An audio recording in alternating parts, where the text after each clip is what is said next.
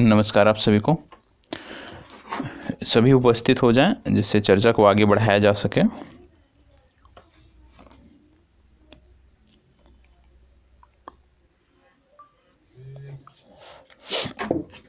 और आज की जो विशेष चर्चा है वो बिहार राज्य विशेष से संबंधित है। यहाँ पे गलत टाइप है, बिहार करंट अफेयर्स इग्नोर करना है। बिहार राज्य विशेष से संबंधित चर्चा देखने वाले हैं। विशेष रूप से विगत वर्षों के प्रश्नों का अध्ययन हम यहाँ पर करने वाले हैं। और विगत वर्षों के प्रश्नों के अध्ययन के क्रम में बिहार के इतिहास से किस प्रकार से प्रश्न आपकी परीक्षाओं में पूछे गए हैं उनकी चर्चा यहाँ पर की जाएगी। उन प्रश्नों के साथ साथ कुछ आपको अतिरिक्त फैक्ट भी बताए जाएंगे उस प्रश्न से जुड़े हुए, तो उस पर भी आपको ध्यान देना है। और प्रयास ये करना है कि ज़्यादा से ज़्यादा चीज़ें आप इसी कक्षा से लेके जाएं, अलग से फिर इस कक्षा को देखने की ज़रूरत ना पड़े, ये हमारा प्रयास होना चाहिए। और विशेष रूप से इस प्रकार की जो भी कक्षा होती है, कहीं भी आप देखते हैं, किसी भी चैनल पर आप देखते हैं, किसी भी संस्थान से आप जुड़े हुए हैं, इस प्रकार की कक्षा आपके लिए तभी आप कह सकते हो इसका लाभ आपको मिलता है जब आप कम से कम 1 से 2 बार उस पूरे विषय वस्तु का आपने अच्छे से अध्ययन किया हो। दूसरे शब्दों में यदि हम कहें तो आप कह सकते हो रिवीजन की दृष्टि से महत्वपूर्ण है। इससे आपका क्विक रिवीजन होता है, ये आपको ध्यान में रखने की जरूरत है। चलिए अब आगे एक एक करके हम चीज़ों को देखते हैं। विशेष रूप से जैसे मैंने बोला कि आज की जो चर्चा है वो बिहार राज्य विशेष के इतिहास से जुड़ी हुई है, जो प्रश्न आपकी परीक्षाओं में पूछे गए हैं। और इसको हमें इस आप कह सकते हो इस तरीके से हमको इस लेना है कि हम अपना मैक्सिमम रिवीजन कर रहे हैं, कम समय में ज़्यादातर चीज़ों को हम कर रहे हैं और हमारा बेस्ट रिवीजन हो रहा है। तो रिवीजन के तौर पर इसको आपको देखना है, ठीक है। साथ ही साथ यदि कुछ अतिरिक्त फैक्ट बताए जाते हैं जो आपने नहीं पढ़े हैं, नहीं सुने हैं, तो उसके लिए आप समय जितने मिनट पे वो आ रहा है वो डिटेल नोट कर लीजिएगा। बाद में वीडियो समाप्त होने के बाद पुनः आप उस फैक्ट का, यदि आपने कहीं नोट्स तैयार किया है, उदाहरण के रूप में मैं बिरसा मुंडा के बारे में बात करूं और आपने जितना मैं फैक्ट बताऊं उनमें से कुछ फैक्ट ऐसे हैं जो आपके नोट्स में नहीं हैं और आपको भी नहीं पता है, तो प्लीज़ जहां भी आपका नोट्स बना है वहां पर जाकर उस फैक्ट को ऐड कर लीजिएगा, तो ये आपका बेस्ट तरीका होगा, ठीक है। करंट अफेयर्स आज आपका नहीं है, ठीक है, क्योंकि मैं समय नहीं दे पाया था, इस वजह से करंट अफेयर्स नहीं है। और करंट अफेयर्स तो लगातार आपको मिल ही रहा है, लगातार करा रहा हूँ। और क्योंकि अब 30 अप्रैल को परीक्षा प्रस्तावित है, तो मैं आपको 30 मार्च तक, 1 महीने पहले, पूरे 1 वर्ष का करंट अफेयर्स उपलब्ध करा दूंगा। मतलब आगे के जो 30 से 50 दिन हैं, इन्हीं 50 दिनों में आपको समग्रता से करंट अफेयर्स कंप्लीट आपका हो जाएगा। लगभग यदि हम देखें तो बहुत सारी चीज़ों को हमने कंप्लीट कर भी लिया। 30 से 32 एपिसोड हो चुके हैं, मतलब 600 से 700 प्रश्न हमने देख चुके हैं करंट अफेयर्स के पिछले 1 वर्ष के। तो ज़्यादातर चीज़ें हमारी हो गई हैं, तो उसको आपको रिवीजन करना है, क्योंकि रिवीजन बहुत ज़रूरी है आपकी तैयारी का। आप कह सकते हो क्योंकि परीक्षा नज़दीक है, तो आपकी तैयारी का 1/3 हिस्सा अभी आज की तिथि में वो रिवीजन को जाना चाहिए। कम से कम 1/3 आपका जो भी समय है पढ़ाई का, उसमें से 1/3 हिस्सा रिवीजन को जाना चाहिए। और जब ये परीक्षा 30 अप्रैल को है, मार्च क्रॉस हो जाए, तो आपको अपनी पढ़ाई में 70% रिवीजन को तवज्जो देना है, 30% जो है वो नया कुछ पढ़ने को तवज्जो देना है। तो इस प्रकार से करेंगे तो चीज़ें बेहतर होंगी। बाकी सारी चीज़ें मैंने आपको बता दी हैं, तो उस आधार पे आप मेरे से जुड़े रह सकते हैं, ठीक है। यदि हम बात करें नंबर की जो दिए जा रहे थे, तो अब आपका टेस्ट फ्री हो चुका है, निःशुल्क हो चुका है, ठीक है। संस्थान के अनुसार कि टेस्ट आपका फ्री कर दिया गया है, तो अब उसकी कोई आवश्यकता नहीं है, ठीक है। बाकी की आप जानते हो, सारी चीज़ों से आप परिचित हो, तो सोशल मीडिया के माध्यम से आप मेरे से जुड़ सकते हो। चलिए पहला प्रश्न कहा जा रहा है, बिरसा मुंडा के गुरु कौन थे? बिरसा मुंडा के गुरु कौन थे, ये प्रश्न है। और आप कह सकते हो बीपीएससी में पूछा गया प्रश्न है, तो आपको बताना है बिरसा मुंडा के गुरु कौन थे। चले बताएं। 4 विकल्प आपके सामने हैं। स्वामी सहजानंद, आनंद पांडे, जाना भगत, ये गलत लिखा हुआ है, इसको हम अभी करेक्ट कर लेंगे। इसके बाद जतरा भगत होगा और MN राय, ठीक है। ये है जतरा भगत, ठीक है, MN राय। इनमें से कौन से हैं जो बिरसा मुंडा के गुरु थे, ये आपको बताना है। तो चलिए बताइएगा, बिरसा मुंडा के गुरु कौन हैं? बिरसा मुंडा के गुरु इनमें से कौन से हैं, ये आपको बताना है। चलिए जवाब दीजिएगा। बहुत ही अच्छा प्रश्न है और आपको इसको बताना भी चाहिए। चलिए, बात हो रही है बिरसा मुंडा की, और बिरसा मुंडा की जब बात आती है तो विशेष रूप से जनजातीय वर्ग में, आप बिहार की बात कर लीजिए, आप झारखंड की बात कर लीजिए, तो जनजातीय वर्ग में इनको भगवान का दर्जा दिया जाता है। जनजाति इनको भगवान की तरह पूजते हैं और इन्होंने जनजातियों के लिए काफ़ी कार्य भी किया है। इस संदर्भ में भी ये महत्वपूर्ण है। तो बिरसा मुंडा के गुरु कौन हैं? तो आपको बता दें, बिरसा मुंडा के गुरु हैं आनंद पांडे, इनके गुरु थे, ये आपको पता होना चाहिए। आनंद पांडे का नाम याद रखना है, ये बिरसा मुंडा के गुरु थे। जब बात आती है बिरसा मुंडा की तो आपको पता होगा मुंडा विद्रोह भी हुआ था, ठीक है, मुंडा विद्रोह। अब मुंडा विद्रोह हुआ था, सबसे पहले तो ये पता होना चाहिए कि मुंडा विद्रोह कब हुआ था। मुंडा विद्रोह यदि हुआ था तो कब हुआ था, तो आपको बता दें 1899 से वर्ष 1900 के बीच ये विद्रोह हुआ था और इसका नेतृत्व जो है वो बिरसा मुंडा ने किया था, ये आपको पता होना चाहिए।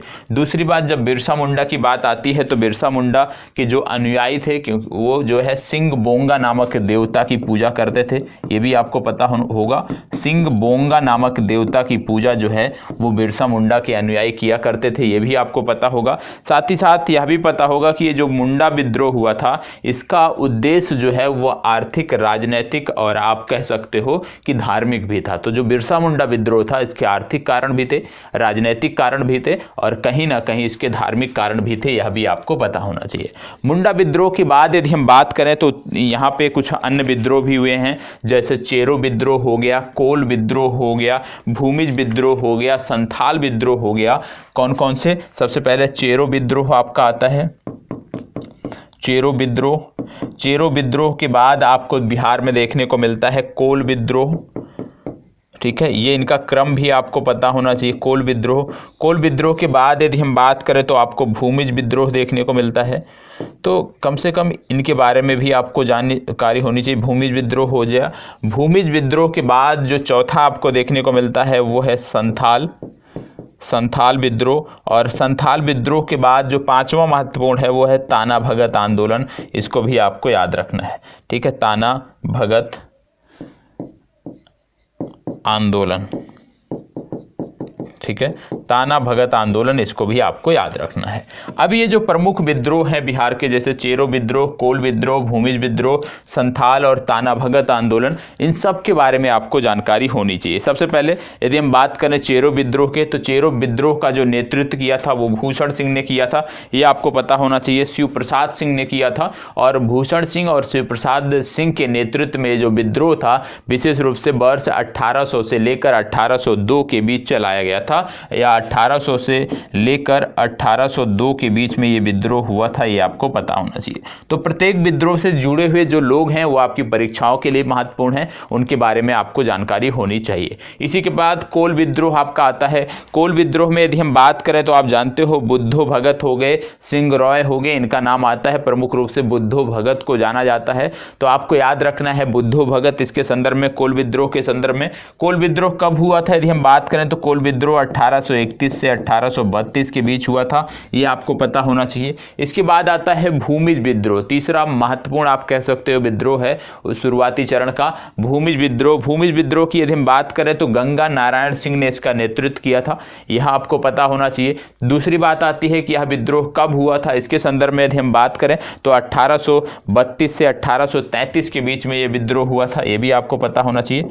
1832 से 1833 के मध्य ये विद्रोह हुआ था। इसके बाद आता है संथाल विद्रोह। संथाल विद्रोह का एक महत्वपूर्ण स्थान है बिहार राज्य विशेष की परीक्षाओं में, अक्सर यहाँ से प्रश्न पूछे जाते हैं। तो संथाल विद्रोह के बारे में आपको पता होना चाहिए। आपने नाम सुना होगा, सिद्धू, कान्हू, चाँद और भैरव, ये चार आपने नाम सुने होंगे जो संथाल विद्रोह के संदर्भ में चर्चा में आते हैं। और संथाल विद्रोह की यदि हम बात करें तो 1855 से 1856 के बीच में ये विद्रोह हुआ था। कब हुआ था? 1855 से 1856 के बीच में ये विद्रोह हुआ था। इसके बाद बात आता है ताना भगत आंदोलन। ताना भगत आंदोलन की बात यदि हम करें तो जतरा भगत आपको याद रखना है, जतरा भगत ने इसका नेतृत्व किया था। तो कहने का मतलब है कि जो इस तरह के प्रमुख विद्रोह हैं, जब आप उनको पढ़ते हो तो भले ही सारी चीज़ों के बारे में ना जानकारी हो, लेकिन कम से कम ये विद्रोह कब हुए हैं यदि यह भी आप नहीं याद रख सकते हो तो कम से कम इतना तो अवश्य याद आना चाहिए कि किस विद्रोह का नेतृत्व किसने किया या किस विद्रोह में कौन कौन से प्रमुख व्यक्तित्व शामिल रहे। ठीक है, यदि वर्ष आप नहीं याद कर पा रहे हो, ऐसे याद करना जरूरी है, यदि आप नहीं याद कर पा रहे हो तो कम से कम इतना अवश्य पता होना चाहिए कि उस विद्रोह का नेतृत्व किसके द्वारा किया गया है, तो आपको कोई समस्या नहीं होगी। इसके साथ साथ आपको बता दें कि बात हो रही थी बिरसा मुंडा को, तो बिरसा मुंडा को जब गिरफ्तार किया गया था तो इनको रांची जेल भेज दिया गया था। ठीक है, कहां भेजा गया था? रांची जेल भेजा गया था, और रांची जेल में ही हैजा के कारण इनकी मृत्यु हो गई थी। ठीक है, रांची जेल में ही हैजा के कारण इनकी मृत्यु हो गई थी, यह भी आपको याद रखना है। और आपको बता दें कि इनके जो अनुयायी थे ये बिरसा मुंडा को धरती अब्बा कहते थे, ये भी आपको पता होना चाहिए। धरती अब्बा अवतार मानते थे, यह भी आपको पता होना चाहिए। ठीक है, तो इतनी जानकारी थी बिरसा मुंडा के बारे में या बिहार से जुड़े हुए विभिन्न आंदोलनों के बारे में जो आपको पता होना चाहिए। चलिए इसको बताएं। उस क्षेत्र की पहचान करें जहां संथालों ने 1855 से 56 में अपनी सरकार की घोषणा कर दी थी। वो क्षेत्र कौन सा है जहां पे वो 4 प्रमुख व्यक्ति सिंधु, कान्हू, चांद और भैरव के नेतृत्व में अपनी सरकार की घोषणा की थी, वो आपको बताना है। तो कौन सा क्षेत्र है ये आपको बताना है, बताएं। मुंगेर, भागलपुर, राजमहल, गया, मुंगेर, शाहाबाद, गया, इनमें से कौन सा क्षेत्र है ये आपको बताना है। और आपको यह भी पता होगा कि विशेष रूप से जब हम बात करते हैं संथाल विद्रोह की, तो संथाल विद्रोह का यदि हम बात करें क्यों पनपा, किसके विरुद्ध पनपा, तो संथाल विद्रोह जो था उस समय के उस क्षेत्र के जो जमींदार थे, उस समय के उस क्षेत्र के जो साहूकार थे, इनके शोषण के खिलाफ ये विद्रोह था, इनके शोषण के खिलाफ ये आंदोलन था। तो इसको भी याद रखना है। जमींदारों और साहूकारों के विरुद्ध ये आंदोलन था, जिसमें प्रमुख भूमिका की यदि हम बात करें तो कान्हू हो गए, चांद हो गए, भैरव हो गए और सिद्धू हो गए, इन्होंने निभाई थी। आपको पता होना चाहिए 1855 से 1856 की बात होती है। अब इनमें से कौन सा क्षेत्र था, तो आपको बता दें भागलपुर और राजमहल का ये जो क्षेत्र है यही क्षेत्र था। तो बी विकल्प आपका सही उत्तर है। ठीक है, चलिए बढ़ते हैं आगे और प्रश्न संख्या 3 देखते हैं। देखो आज बता दे रहा हूं क्योंकि आज करंट अफेयर्स में कुछ अब आगे से जो मैं करना चाहता हूं कुछ अलग करना चाहता हूं। ठीक है, अलग करने का मतलब कि एक हमारा तरीका था जैसे हम वीकली करंट अफेयर्स को देखते थे। ठीक है, जो लोग छात्र हमसे जुड़े रहे होंगे आज़ाद MPPSC के माध्यम से या आज़ाद UKPSC पर भी ये प्रोग्राम कुछ दिन चला था, तो जो छात्र वहाँ पे जुड़े रहे होंगे उन्होंने देखा होगा कि लिंक करने का एक तरीका था, लिंकिंग का एक बेहतर माध्यम था जिसके माध्यम से हम चीज़ों को करते थे, एक पॉइंट से दूसरे को लिंक करके, दूसरे से तीसरे को करके, और एक ही प्रश्न में कम से कम 10 से 12 अन्य प्रश्नों को भी हम समाहित कर लेते थे। तो अपना जो अब प्रयास है कि इसी तरह से लिंकिंग प्रोसेस के माध्यम से जैसे आपका साप्ताहिक चलता था उसी प्रकार से अब करंट अफेयर्स आपको उपलब्ध कराया जाए, तो उस पर थोड़ा सा एक्स्ट्रा एफर्ट करना पड़ता है। मतलब यदि आपको 20 प्रश्न देने हैं तो उसके लिए मुझे 1 घंटे का प्रयास करना पड़ता है, 1.5 घंटे का प्रयास करना पड़ता है। तो अब कहीं ना कहीं जब लिंकिंग की बात आएगी तो कम से कम 2 से 2.5 घंटे मुझे अलग से, आप कह सकते हो आपको 40 मिनट की वीडियो देने में उसके पीछे कम से कम 3 घंटे का वर्क लगता है यदि हम लिंकिंग के माध्यम से जाएं। तो अब उसी तरह से हम जा रहे हैं क्योंकि ज़्यादातर चीज़ों को हमने कवर कर लिया है, तो कुछ नए तरीके से किस प्रकार से, क्योंकि वो जो प्रोग्राम था बहुत सारे छात्र पसंद करते थे, बहुत अच्छा लगता था, तो उसी तरह से अब चीज़ों को हम लाने का प्रयास कर रहे हैं कि लिंकिंग के माध्यम से लाएं। और इससे कहीं ना कहीं आपकी ये जो लिंकिंग की आदत है यदि ये पड़ जाती है तो कहीं ना कहीं GS में भी आपको इससे मदद मिलेगी। ठीक है, चलिए आगे देखते हैं। 1857 के विद्रोह ने बिहार के कई नगरों को प्रभावित किया। बिहार के विभिन्न नगरों में विद्रोह के विस्फोट का सही क्रम निम्नलिखित में से कौन है। यह बोला गया है कि 1857 का जो विद्रोह था बिहार के कई नगरों को प्रभावित किया। सही बात है, बिहार के बहुत सारे नगर प्रभावित थे, लेकिन इसमें पूछा गया है कि इसका सही क्रम कौन सा है, मतलब सबसे पहले विद्रोह कहां पर शुरू हुआ बिहार में, इसकी बात आपको की जा रही है। बताएं सबसे पहले विद्रोह कहां से शुरू हुआ। और सबसे पहले जो विद्रोह शुरू हुआ यदि हम बात करें तो 7 से 12 जून को शुरू हुआ था। 7 से 12 जून को ये विद्रोह शुरू हुआ था। तो वह स्थान कौन सा है जहां से विद्रोह प्रारंभ हुआ था, ये आपको बताना है। देखो इनमें से एक स्थान है जहां पर देसी स्थल सेना की 32वीं बटालियन जो थी, 32वीं रेजिमेंट कंपनी का एक मुख्यालय था, और उसी 32वीं रेजिमेंट कंपनी का जो मुख्यालय था वहीं से इस विद्रोह की शुरुआत 7 से 12 जून के बीच हुई थी और सबसे पहले विद्रोह यहीं से प्रारंभ हुआ था। यह स्थान है रोहिणी गांव। तो कहां से शुरू हुआ था? सबसे पहले शुरू हुआ था रोहिणी गांव। रोहिणी गांव के बाद ये पटना पहुंचा विद्रोह की आग, और मुजफ्फरपुर, फिर जगदीशपुर में कुंवर सिंह आ जाते हैं। ठीक है, तो ये क्रम आपको पता होना चाहिए। कहने का मतलब है कि इस प्रश्न का बी विकल्प आपको सही है, ये आपको पता होना चाहिए। 7 से 12 जून के मध्य सबसे पहले रोहिणी में ही विद्रोह किया, आप कह सकते हो ज्वाला जो है वो फटी थी, ये आपको पता होना चाहिए। ठीक है, इसके बाद 3 जुलाई 1857 को ये विद्रोह पहुंचा था पटना। ठीक है, 3 जुलाई 1857 को विद्रोह की ये जो लहर थी ये पटना पहुंच चुकी थी, और पटना से भी 3 जुलाई 1857 को विद्रोह प्रारंभ हो गया था, ये आपको पता होना चाहिए। किसके नेतृत्व में प्रारंभ हुआ था? तो यहाँ पे एक पुस्तक विक्रेता थे जिनका नाम था पीर अली, इनका नाम आपको याद रखना है। पटना में एक पुस्तक विक्रेता थे जिनका नाम था पीर अली। तो पटना में जो विद्रोह प्रारंभ हुआ था 1857 की क्रांति के दौरान, वो पीर अली के नेतृत्व में प्रारंभ हुआ था, यह भी आपको पता होना चाहिए। कई बार बिहार के संदर्भ में प्रश्न पूछे जाते हैं कि 1857 की क्रांति में बिहार का वह कौन सा क्षेत्र था जो अप्रभावित था। बिहार का वो कौन सा क्षेत्र था जो 1857 की क्रांति में अप्रभावित था?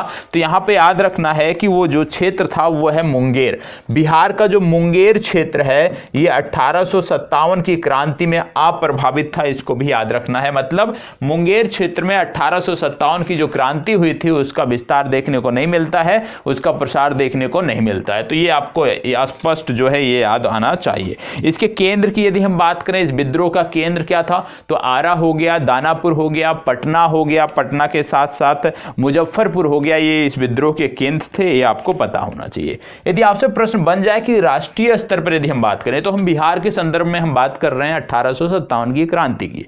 यदि हम बात करें बिहार को छोड़कर राष्ट्रीय स्तर पर 1857 की क्रांति कहां से प्रारंभ हुई, तो आपको याद रखना है, डेट भी याद रखना है, स्थान भी याद रखना है। ये डेट था 11 मई का। ठीक है, राष्ट्रीय स्तर पर जो 1857 की क्रांति प्रारंभ हुई ये 11 मई 1857 को प्रारंभ हुई थी। यदि स्थान पूछ लिया जाए तो मेरठ की एक छावनी से हुआ था, यह अभी आपको पता होना चाहिए। ठीक है, राष्ट्रीय स्तर पर 11 मई 1857 को मेरठ की एक छावनी से यह विद्रोह प्रारंभ हुआ था। पटना के बिहार के संदर्भ में यदि हम बात करें तो आपको बताना है रोहिणी गांव से प्रारंभ हुआ था, और रोहिणी गांव के बाद ये जो विद्रोह था ये पटना पहुंचा था। ठीक है, चलिए आगे बढ़ते हैं। बिहार के किस नेता ने महात्मा गांधी के साथ किसान आंदोलन का नेतृत्व किया? बिहार के किस नेता ने महात्मा गांधी के साथ किसान आंदोलन का नेतृत्व किया? इससे आसान सा प्रश्न कुछ नहीं हो सकता है। यदि किसी भी आप में से किसी भी छात्र को इस प्रश्न का भी जवाब नहीं आ रहा है, मतलब आपको इसकी भी बारे में जानकारी नहीं है, तो निश्चित रूप से बुरा मत मानिएगा भैया या बहन, जो भी आप हमारे हैं, आपको इस बार का बीपीएससी एग्जाम नहीं देना चाहिए। आपको इस बार क्विट करना चाहिए, नेक्स्ट टाइम आपको जाके देना चाहिए। क्यों? क्योंकि ये बहुत ही बेसिक जानकारी है, जिसको भी आपको नहीं पता है तो निश्चित रूप से बीपीएससी को इस बार आपको नहीं देना चाहिए। एक बार अच्छे से तैयारी कर अगली बार देना चाहिए। ठीक है, तो कहने का मतलब है इसका जवाब सभी को आना चाहिए। चल बताएं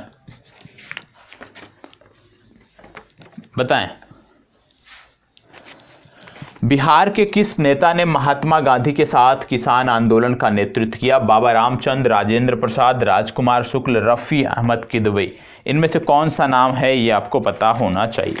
सबसे पहले आपको बता दें, इसका जवाब है राजकुमार शुक्ल। ठीक है, राजकुमार शुक्ल, सी विकल्प आपका सही उत्तर है। आपको पता होगा कांग्रेस का लखनऊ अधिवेशन था। कांग्रेस के लखनऊ अधिवेशन में राजकुमार शुक्ल जो है ये महात्मा गांधी से मिलने गए थे, और जब महात्मा गांधी से मिलने गए थे तो इन्होंने महात्मा गांधी को बिहार में आने के लिए आमंत्रित किया था। कहां पर आमंत्रित किया था, अभी इसकी बात हम की जा रही है। तो सबसे पहले महात्मा गांधी जो है राजकुमार शुक्ल के आग्रह पर सबसे पहले 10 अप्रैल, लखनऊ अधिवेशन के बाद ये 10 अप्रैल को महात्मा गांधी जो है ये पटना पहुंचे थे, और 15 अप्रैल को महात्मा गांधी जो है ये चंपारण पहुंचे थे। ठीक है, ये आपको पता होना चाहिए। तो 15 तारीख को महात्मा गांधी चंपारण पहुंच गए थे।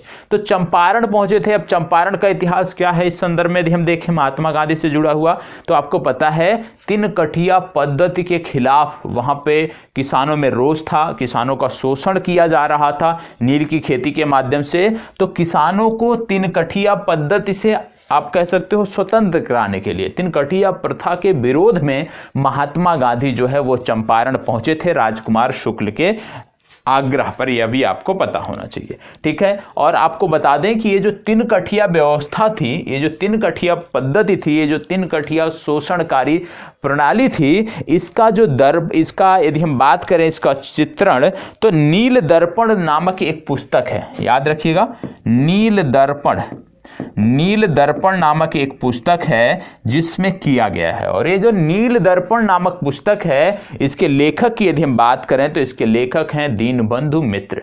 तो कहने का मतलब है कि इस शोषणकारी तिनकठिया पद्धति की जो चर्चा है वो दीनबंधु मित्र द्वारा रचित नील दर्पण नामक पुस्तक में किया गया है, ये आपको पता होना चाहिए। और आपको बता दें यह एक बंगला नाटक है। नील दर्पण क्या है? एक बंगला नाटक है, ये भी आपको पता होना चाहिए, ठीक है। नील दर्पण बंगला भाषा में एक नाटक है, ये आपको पता होना चाहिए। और आपको बता दें क्योंकि नील दर्पण बंगला भाषा में है, तो नील दर्पण का अंग्रेजी में भी अनुवाद किया गया था, ठीक है। तो नील दर्पण का अंग्रेजी में जो अनुवाद किया गया था बंगला से, वो आप कह सकते हो सुप्रसिद्ध कवि मधुसूदन दत्त द्वारा किया गया था। किसके द्वारा किया गया था?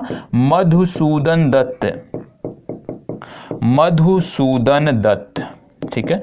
ये आपको याद रखना है कि मधुसूदन दत्त द्वारा इसका अंग्रेजी भाषा में अनुवाद किया गया था, यह आपको पता होना चाहिए।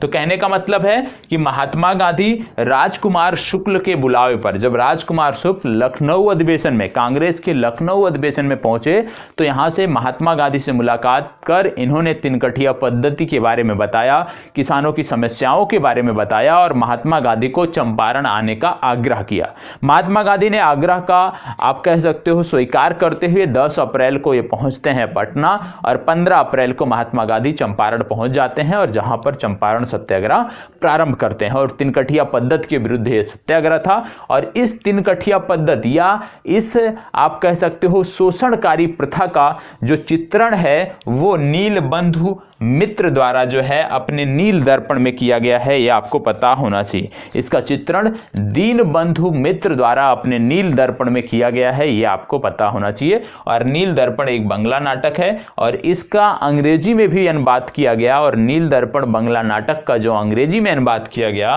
वो मधुसूदन दत्त ने किया, यह भी आपको पता होना चाहिए। कब किया यदि पूछ लिया जाए तो 1861 में किया, इसके बारे में भी आपको पता होना चाहिए, ठीक है। तो इतनी जानकारी है। और इस तरह से यदि डिटेलिंग में पढ़ोगे, देखो भैया सिर्फ हमें ये नहीं रट लेना है, बार बार आप में से बहुत सारे लोग बोलते हो जिनके स्कोर नहीं आते हैं, आप क्या बोलते हो कि सर हम बहुत पढ़ते हैं, नहीं हो रहा है। तो यदि हमने इतना पढ़ लिया कि बिहार के किस नेता ने महात्मा गांधी के साथ किसान आंदोलन का नेतृत्व किया, हमने रट लिया राजकुमार शुक्ल, तो इससे काम नहीं चलने वाला। मैं क्या बोलता हूँ कि आप पढ़ो, पढ़ने के बाद कुछ चीज़ें अपने चिंतन के लिए भी कुछ समय छोड़ो। मतलब यदि आपने ये पढ़ लिया, मान लीजिए आपने ये पढ़ा है, ठीक है, इसके बाद किसी कारणवश आप पढ़ाई नहीं कर पाए, उठ गए हो, तो कम से कम जब भी आपको समय मिलता है तो आप उसके बारे में सोचो। अच्छा, किसके बारे में पढ़ रहे थे? तिनकठिया पद्धति के बारे में पढ़ रहे थे, राजकुमार शुक्ल के बारे में पढ़ रहे थे। तो अब राजकुमार शुक्ल से जुड़ी हुई, तिनकठिया पद्धति से जुड़ी हुई, महात्मा गांधी से जुड़ी हुई जितनी जानकारी आपके दिमाग में है, जोर डालो दिमाग पे कि जितनी मैक्सिमम जानकारी आप उसके बारे में निकाल पाओ, सोच पाओ। और यकीन मानिए इस तरह से यदि आप करते हो, ये एक्सरसाइज है एक प्रकार की माइंड की, यदि आप इसको करते हो और जो चीज़ें आप याद कर ले जाते हो इस तरीके से सोच सोच के, तो उस निश्चित रूप से वो पूरे लाइफ वर्क कभी नहीं भूलेगी। और यही काम आपको करना है जिनके स्कोर नहीं आते हैं लेकिन वो पढ़ाई पूरी की पूरी करते हैं, ठीक है। चलिए आगे बढ़ते हैं।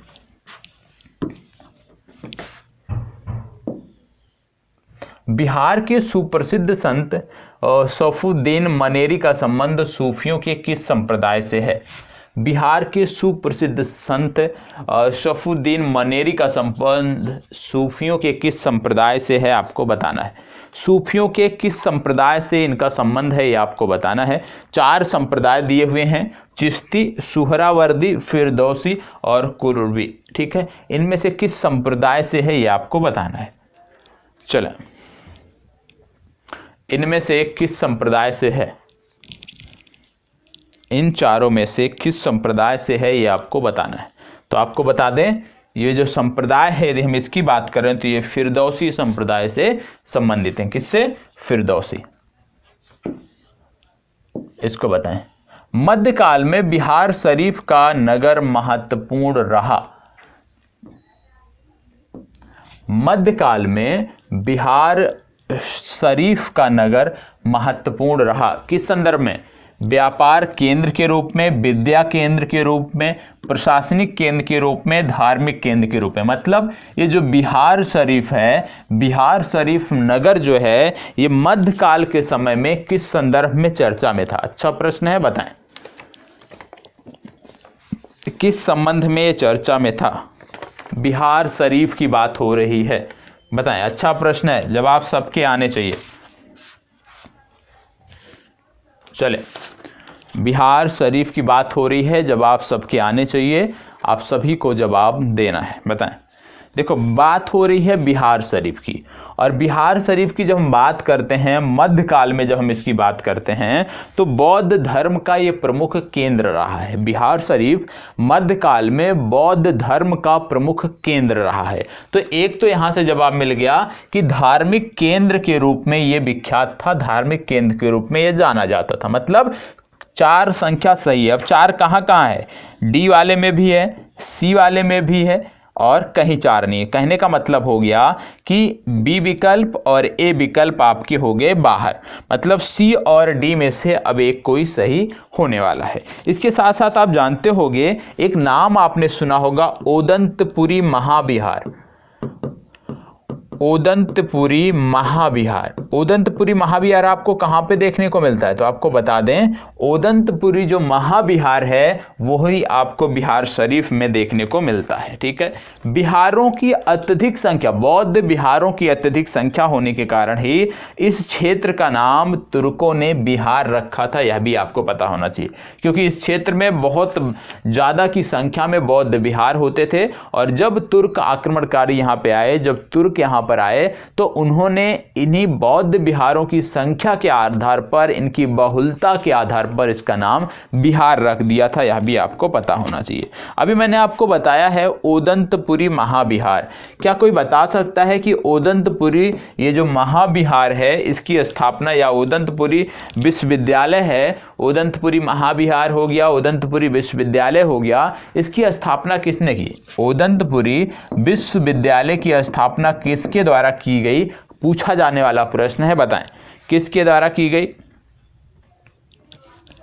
इसको किया था पाल वंश के प्रथम शासक, नोट कर लीजिएगा, इसको किया था पाल वंश के प्रथम शासक, याद कर लीजिए। पाल वंश के प्रथम शासक थे, और प्रथम शासक थे गोपाल।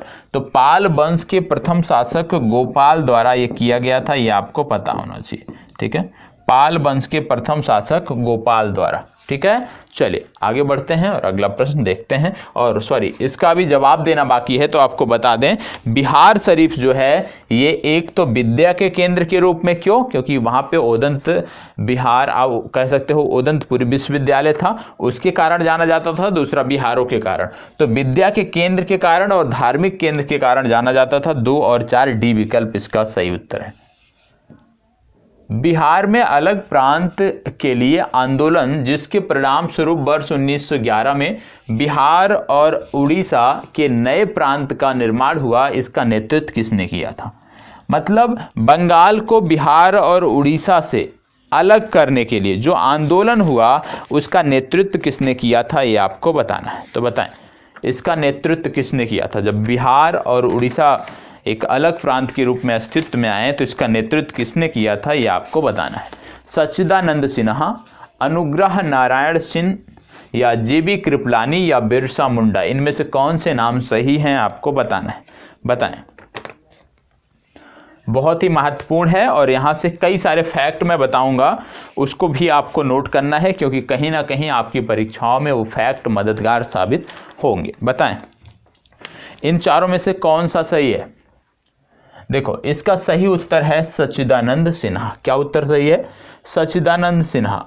सबसे पहले इसकी जो आप कह सकते हो अलख जगाने का कार्य किया था, वो सच्चिदानंद सिन्हा ने किया था। किसके माध्यम से किया था? विभिन्न समाचार पत्रों के माध्यम से, विभिन्न आप कह सकते हो समाचार पत्रों के माध्यम से लोगों को जागरूक करने का इनके द्वारा प्रयास किया गया। और समाचार पत्रों के माध्यम से जब बिहार को पृथक करने की मांग की गई तो धीरे धीरे जब लगातार ये लोगों के पास समाचार पत्र जाता रहा, लोगों के पास इनका विचार समाचार पत्रों के माध्यम से पहुंचता रहा, तो लोगों ने भी बिहार को एक अलग आप कह सकते हो बनाने, एक अलग प्रांत बनाने की मांग की और यह आंदोलन जोर पकड़ने लगा। जब यह आंदोलन बिहार की पृथक्करण का यह आंदोलन जोर पकड़ने लगा तो 12 दिसंबर 1911, याद रखना है कब, 12 दिसंबर 1911 को शाही दरबार का आयोजन किया गया था दिल्ली में, और वहीं पर 12 दिसंबर 1911 को बिहार का जो पृथक्करण था इसको स्वीकार कर लिया। ठीक है, तो दिल्ली दरबार या शाही दरबार 12 दिसंबर 1911 को इसको स्वीकार कर लिया गया, ये आपको पता होना चाहिए। 1 अप्रैल 1912 को, इसके बाद तिथि आती है 1 अप्रैल 1912। 1 अप्रैल 1912 को क्या हुआ, 1 अप्रैल 1912 को बिहार उड़ीसा को मिलाकर एक नया प्रांत बनाया गया। मतलब जो नया प्रांत बना उसमें बिहार और उड़ीसा शामिल थे और इनको बंगाल से अलग कर दिया गया। ठीक है, 1 अप्रैल 1912 को बिहार और उड़ीसा को मिलाकर एक नया प्रांत बनाया गया। और आगे चलकर भारत सरकार अधिनियम 1935 की बात आती है, आगे चलकर भारत सरकार अधिनियम 1935 के अंतर्गत या 1935 के द्वारा 1 अप्रैल 1936 को, याद रखिएगा, भारत सरकार अधिनियम 1935 के द्वारा 1 अप्रैल 1936 को बिहार और उड़ीसा को अलग कर दिया गया। बिहार और उड़ीसा को अलग अलग प्रांत बना दिया गया। तो याद रखना है, सबसे पहले जब हम इसमें बात करते हैं कि इसका शुरुआत सच्चिदानंद सिन्हा ने किया था, और सच्चिदानंद सिन्हा ने समाचार पत्रों के माध्यम से बिहार के पृथक्करण की मांग उठाई थी। क्योंकि समाचार पत्र का जो आप कह सकते हो कि उसका जो सर्कुलेशन होता था वो सभी क्षेत्रों में होता था, ग्रामीण क्षेत्रों में भी होता था। तो ग्रामीण क्षेत्रों में जब लगातार समाचार पत्रों के माध्यम से पृथक्करण की बातें की जाने लगी तो कुछ समय बाद ऐसा हुआ कि लोगों ने स्वयं से यह मांग उठाई। ठीक है, जब लोग इससे जुड़े तो यह आंदोलन और जोर पकड़ने लगा।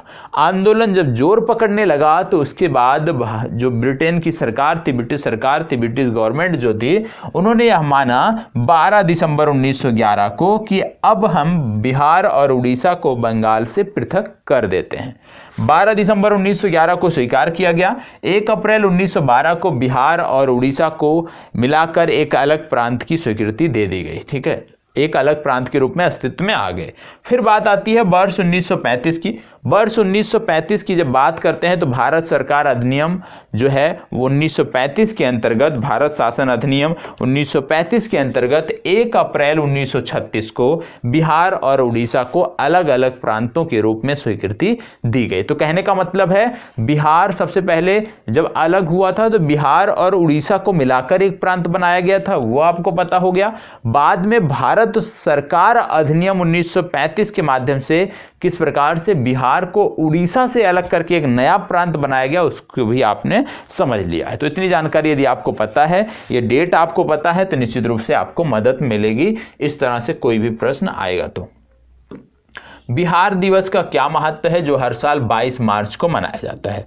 अच्छा प्रश्न है, क्योंकि बिहार की जब बात करते हैं तो 1 अप्रैल की बात आती है, तो 22 मार्च को क्यों मनाया जाता है बिहार दिवस? चलें बताएं, 22 मार्च को क्यों मनाया जाता है बिहार दिवस? चलिए जवाब दीजिएगा, 22 मार्च को क्यों मनाया जाता है?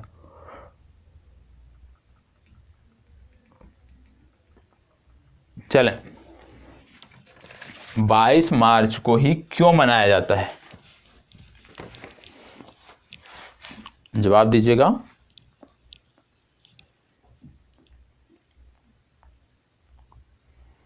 चलें, अच्छा प्रश्न है, जवाब दीजिए।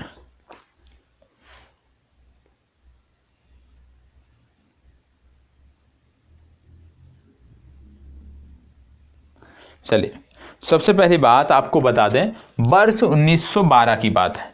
वर्ष 1912 को क्या हुआ? वर्ष 1912 में 22 मार्च की वो तिथि थी।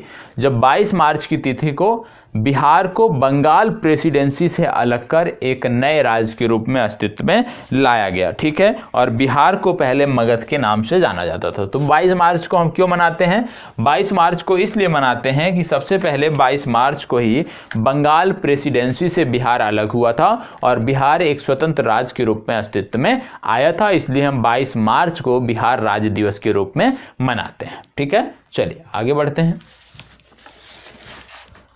इसको बताएं, बिहार की स्थापना कब की गई? बिहार की स्थापना कब की गई आपको बताना है। चलिए बताएं, बिहार की स्थापना कब की गई?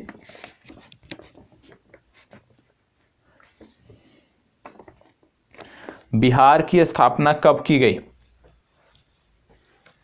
देखो, बिहार की स्थापना की यदि हम बात करें तो 22 मार्च वर्ष 1912 को की गई थी। लेकिन 22 मार्च 1912 को की तो गई थी, लेकिन यह अस्तित्व में कब आया? यह अस्तित्व में आया 1 अप्रैल 1912 से। तो कहने का मतलब है कि इसका सही जवाब हो जाएगा वर्ष 1912। इसके साथ साथ आपको बता दें कि 22 मार्च को ही बिहार राज्य दिवस मनाया जाता है, जैसे आपकी पहले भी बताया गया। तो इसका सही उत्तर है बी विकल्प 1912। आधुनिक बिहार का निर्माता किसे कहा जाता है? चलिए, अच्छा प्रश्न है। आधुनिक बिहार का निर्माता किसे कहा जाता है? इतना आसान सा प्रश्न है, यदि आपने ध्यान से अभी तक की चीज़ों को गंभीरता से सुना है सिर्फ, तो भी आप इस प्रश्न का जवाब दे सकते हैं। बताएं। अच्छा प्रश्न है, बहुत ही सुंदर सा प्रश्न है और आप आसानी से जवाब भी दे सकते हैं। क्या बोला जा रहा है? आधुनिक बिहार का निर्माता किसे कहा जाता है? अभी आपने थोड़ी देर पहले पढ़ा था कि बिहार को पृथक राज्य बनाने की जो मांग थी सर्वप्रथम सच्चिदानंद सिन्हा द्वारा की गई थी। सर्वप्रथम सच्चिदानंद सिन्हा ने समाचार पत्रों के माध्यम से लोगों में इस जागरूकता का प्रसार किया, अपनी बातों को बिहार के पृथक राज्य बनाने की बातों को जनता तक पहुंचाया। तो कहीं ना कहीं इसका जो श्रेय जाता है वो सच्चिदानंद सिन्हा को जाता है और इसका ए विकल्प आपका सही उत्तर है। ठीक है, चलिए आगे बढ़ते हैं। बिहार कब भारत में एक स्वतंत्र प्रदेश बना? बिहार भारत में कब एक स्वतंत्र प्रदेश बना, बताएं। बिहार भारत में एक स्वतंत्र प्रदेश कब बना? चलिए, अच्छा प्रश्न है, बताएं। बिहार भारत में एक स्वतंत्र प्रदेश कब बना? देखो, यहाँ पे प्रश्न, यहाँ पे थोड़ा सा दिक्कत है। यहाँ पे आपका ई विकल्प भी कुछ लोग कहेंगे, कुछ लोग कहेंगे डी विकल्प। ठीक है, कुछ लोग ई विकल्प मानेंगे, कुछ लोग डी विकल्प मानेंगे। लेकिन आपको बता दें, ये प्रश्न जब आपकी परीक्षा में पूछा गया था तो बिहार राज्य लोक सेवा आयोग ने वर्ष 1912 को सही माना है। तो जब आयोग ने वर्ष 1912 को सही माना है तो इस तरह से यदि प्रश्न पूछा जाता है तो आप भी वर्ष 1912 को टिक करोगे। समस्या क्या है? समस्या यह है कि सबसे पहले जो उद्घोषणा हुई, मतलब बिहार जब बंगाल प्रेसिडेंसी से अलग हुआ तो वो तिथि थी 22 मार्च की। ठीक है, 22 मार्च वर्ष 1912 और 1 अप्रैल वर्ष 1912 को बिहार और उड़ीसा को मिलाकर एक नया प्रांत बनाया गया था। जब इस संदर्भ में हम सोचते हैं तो यही जवाब हमारा सही होना चाहिए और यही सही भी है। ठीक है, लेकिन जब हम ऐसा सोचते हैं कि बिहार अलग राज्य मतलब उड़ीसा से अलग होकर कब बना, तब आपको याद आना चाहिए 1 अप्रैल वर्ष 1936, जब भारत सरकार अधिनियम वर्ष 1935 के अंतर्गत बिहार को उड़ीसा से अलग कर एक नया राज्य बनाया गया और बिहार और उड़ीसा दोनों अलग अलग राज्य के रूप में अस्तित्व में आए। लेकिन सबसे पहले जब बात की जाती है कि बंगाल को बिहार से अलग कब किया गया तो वो बात आती है वर्ष 1912 की, इसलिए हमें वर्ष 1912 ही सही टिक करना है जब भी इस तरह का प्रश्न आता है। ठीक है, वर्ष 1912 को ही हम सही टिक करेंगे। इसको बताएं, एक भारतीय राज्य के रूप में बिहार बना। एक भारतीय राज्य के रूप में बिहार कब अस्तित्व में आया, ये आपको बताना है। बताएं, एक भारतीय राज्य के रूप में बिहार कब अस्तित्व में आया? चलिए, एक भारतीय राज्य के रूप में बिहार कब अस्तित्व में आया? देखो, बात हो रही है एक भारतीय राज्य के बारे में। जब बात होती है एक भारतीय राज्य के रूप में बिहार कब अस्तित्व में आया, तो आपको पता होगा वर्ष 1936 की बात आती है। 1 अप्रैल वर्ष 1936 को बिहार एक नए राज्य के रूप में, एक स्वतंत्र राज्य के रूप में अस्तित्व में आया। तो इसलिए यहाँ पर इसका जवाब होगा सी विकल्प। ठीक है, सी विकल्प आपका सही उत्तर होगा। इसको बताएं, किस वर्ष उड़ीसा बिहार से पृथक हुआ? किस वर्ष उड़ीसा बिहार से पृथक हुआ, बताएं। सेम प्रश्न है, वही प्रश्न है, लेकिन भाषा थोड़ी सी अलग कर दी गई। बस प्रश्न वही है जो अभी आपने देखा था कि एक स्वतंत्र राज्य के रूप में कब बिहार अस्तित्व में आया, वही सेम प्रश्न है, लेकिन सिर्फ प्रश्न की भाषा बदल दी गई है। तो बताएं 1930, 33, 36 या 37, इनमें से कौन सा है ये आपको बताना है। इनमें से कौन सा है ये आपको बताना है। इसका सही जवाब है वर्ष 1936, सी विकल्प। ठीक है, चले इसको बताएं, किस अधिनियम के तहत बिहार एक अलग राज्य बना? देखो, यदि कोई इसका जवाब नहीं दे पाता है तो निश्चित रूप से बहुत ही शर्मनाक है। इसका मतलब है कि जो आप समय दे रहे हो इस लाइव सेशन में, उसका कोई भी आउटपुट आपको नहीं मिल रहा है, मतलब आउटपुट आपका शून्य है। तो शून्य आउटपुट नहीं दिखना चाहिए। बताएं, सामान्य सा प्रश्न है, इसका जवाब चाहिए मुझे। क्या बोला जा रहा है? किस अधिनियम के तहत बिहार एक अलग राज्य बना? कौन सा अधिनियम था जिसके तहत बिहार एक अलग राज्य बना? मतलब बिहार और उड़ीसा को जब अलग अलग राज्य के रूप में रखा गया, अलग अलग राज्य के रूप में अस्तित्व में लाया गया, तो कौन सा अधिनियम था? तो आपको बता दें, भारत सरकार अधिनियम वर्ष 1935। ए विकल्प आपका सही उत्तर है। बिहार बंगाल से अलग कब हुआ? बिहार बंगाल से कब अलग हुआ? चले फास्ट बताएं, तो देख के तुरंत जवाब आ जाना चाहिए इसका।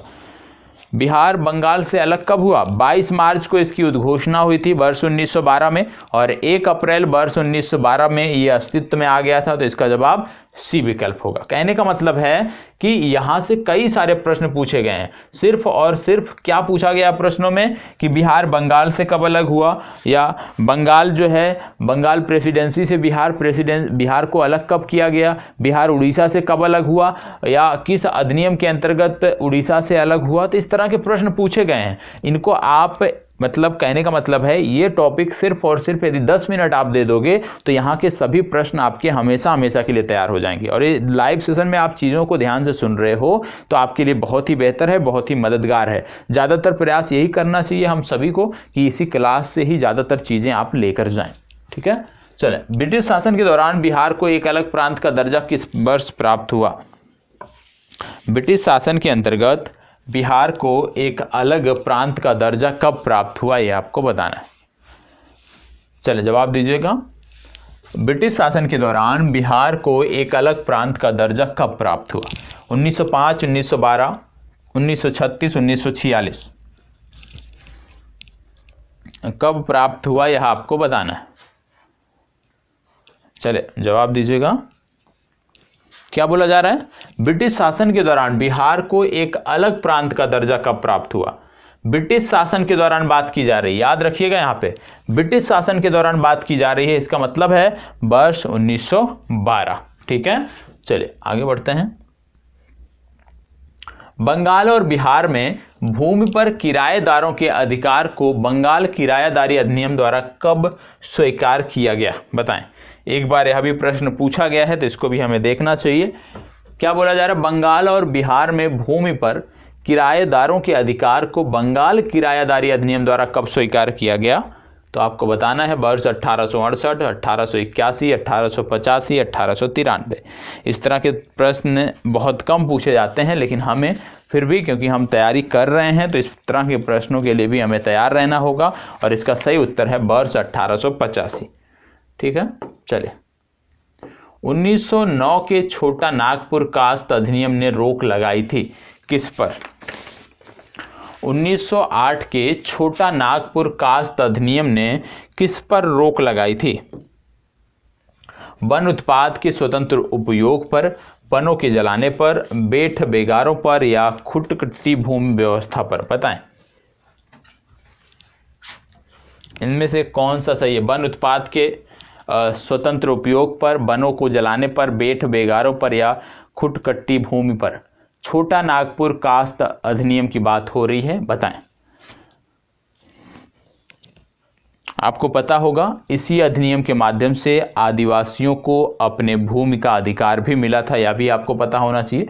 इसी अधिनियम के माध्यम से आदिवासियों को अपने भूमि पर कानूनी संरक्षण भी मिला था।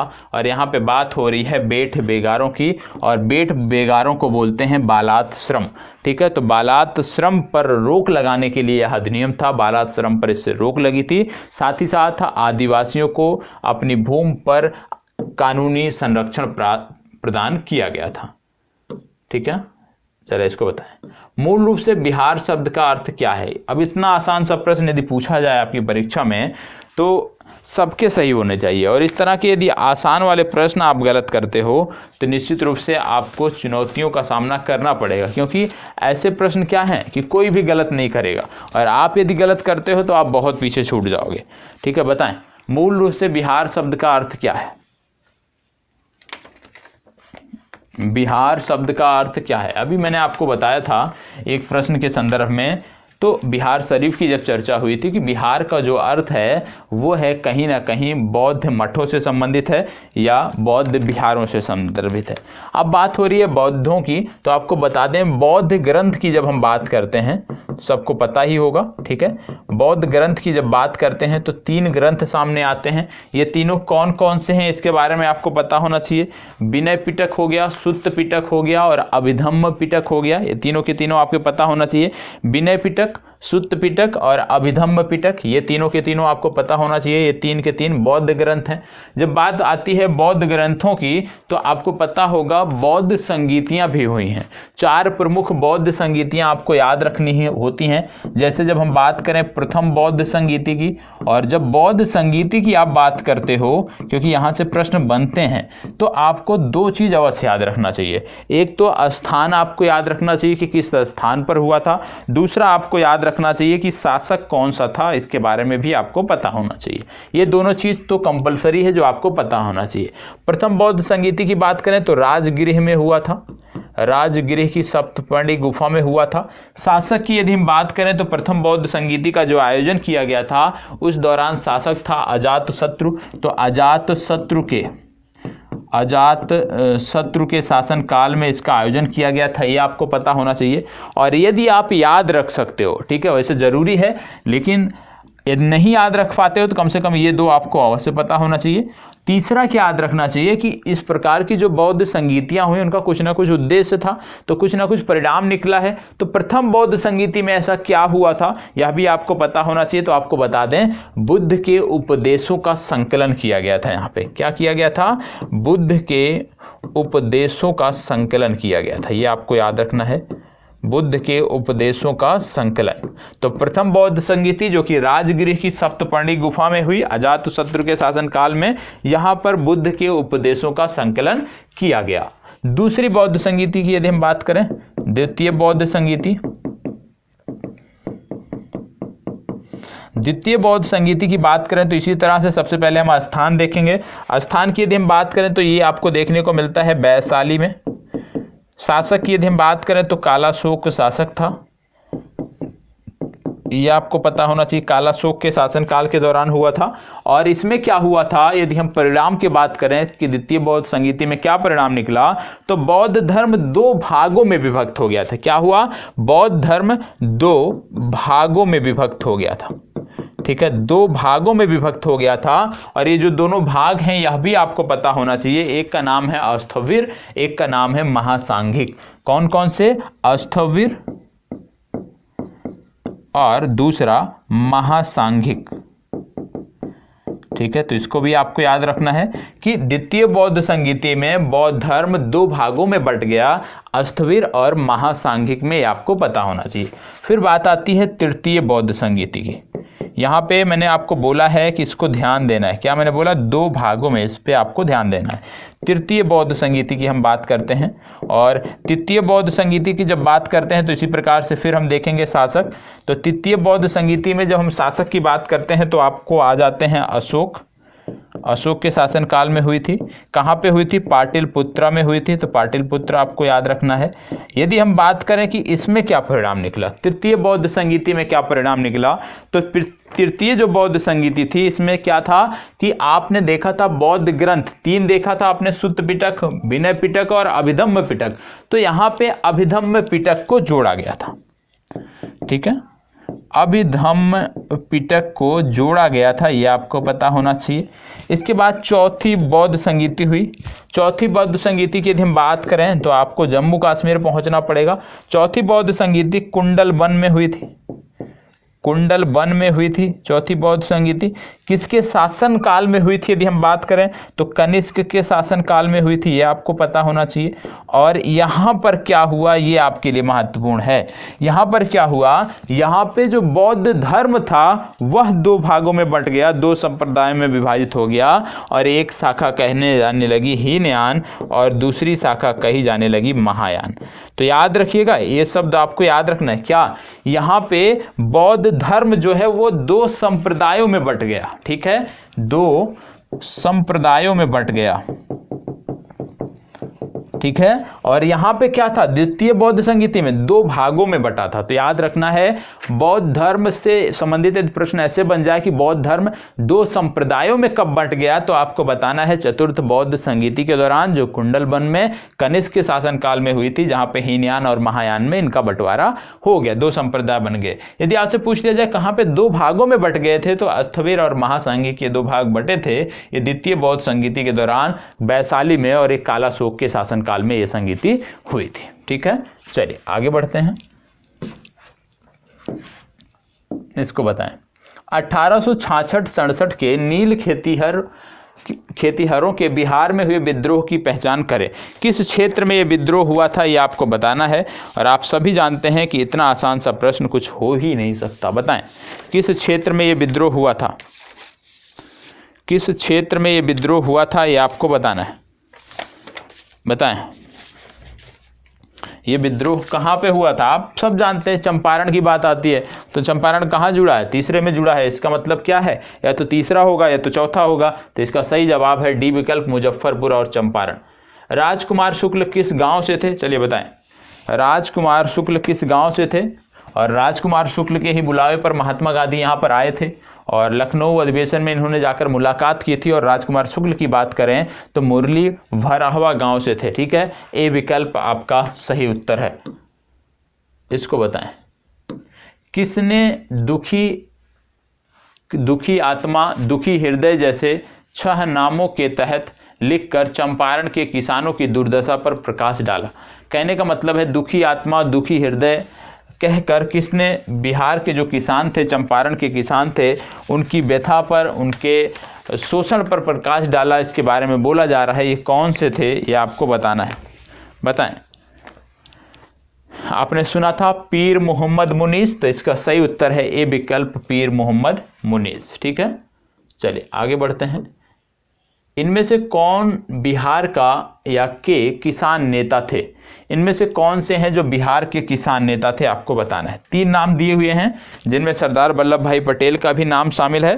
तो आपको बताना है इनमें से किसान नेता कौन से थे। चलिए बताएं, इनमें से किसान नेता कौन से थे आपको बताना है। इनमें से किसान नेता कौन से थे, वो भी बिहार से। तो बिहार से क्या स्वामी विद्यानंद थे, क्या स्वामी सहजानंद थे, या सरदार वल्लभ भाई पटेल, इनमें से आपको बताना है। फास्ट जवाब दीजिए। इसका जवाब है ए और 2, स्वामी विद्यानंद और स्वामी सहजानंद, ये बिहार से जुड़े हुए किसान नेता थे। इसको बताएं। चंपारण में गांधी जी ने, ये तो हो ही गया, इस प्रश्न को हमने कई बार देख लिया। इसको बताएं, 1830 के दशक में पटना नगर केंद्र था।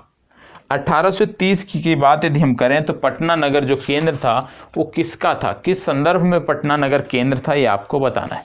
बताएं 1830 के संदर्भ में इनमें से पटना जो है ये केंद्र था किस संदर्भ में, सन्यासी विद्रोह के संदर्भ में, गोदखारी विद्रोह के संबंध में, मुंडा विद्रोह के संदर्भ में, वहाबी आंदोलन के संदर्भ में। बताएं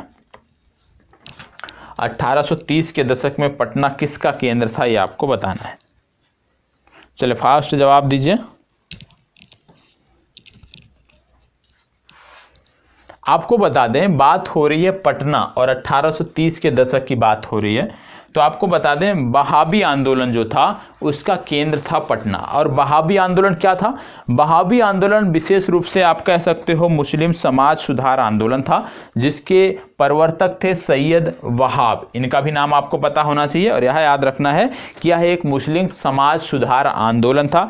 दूसरी बात इसमें क्या था कि वहाबी जो थे, वहाबी अनुयायी अपने आप को अहले हदीस कहते थे, यह भी आपको पता होना चाहिए। तो पटना वहाबी आंदोलन का केंद्र बिंदु था और वहाबी आंदोलन विशेष रूप से मुस्लिम समाज सुधार आंदोलन था, जिसके प्रवर्तक की यदि हम बात करें तो इनके प्रवर्तक थे सैयद वहाब। ठीक है, चलें इसको बताएं।